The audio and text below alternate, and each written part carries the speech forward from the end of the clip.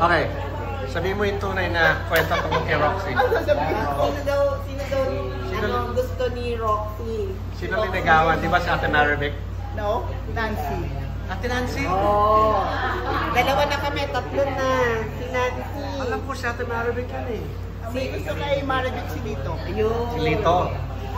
Ano lang siya? Magtasos. Magtasos. Tapos sino yung crush na ate ko? Wala ko. Meron si Otto naman asim. Yung kapitbahay ng tatay. Ay! Ano, best friend ko. Best friend ko daw, si Marie. So si Lito gusto ni Ate Marivic? O may gusto siya kay Ate Marivic? Sino may gusto kanino?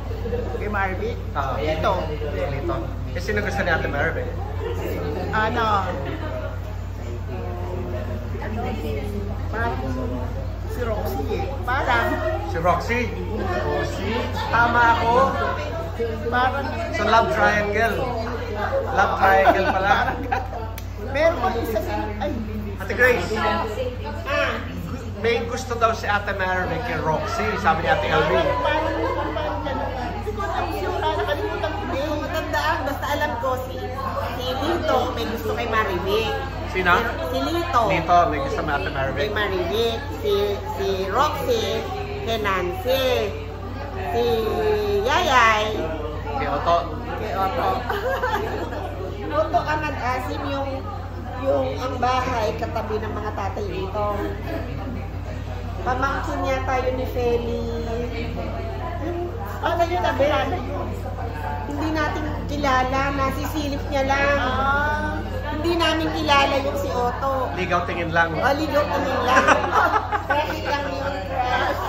O ikaw, sino naman crush mo natin, LB? Ay, nakalimutan ko na eh. Nakalimutan So, ko na. Ate Marivic, ayan malinaw na usapan na hindi nga ikaw. Mali ako this whole time. Si Ate Nancy. Pero ikaw, si Lito ang gusto mo daw. Hindi, si Lito ang may gusto sa'yo, pero may gusto ka kay Roxy. Hindi ko sure yun na. Tama ba? Tama? Matanda yun eh. Ano ba? Hindi ko rin sigurado. Hindi ko alam. Basta alam namin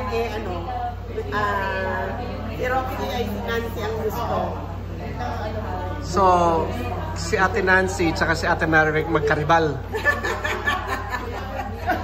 Baka kami nakinig dyan. Love triangle pala sila. O yan, Ate Marivic, malino na ang usapan.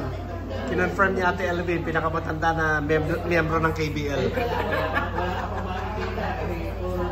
Okay, thank you.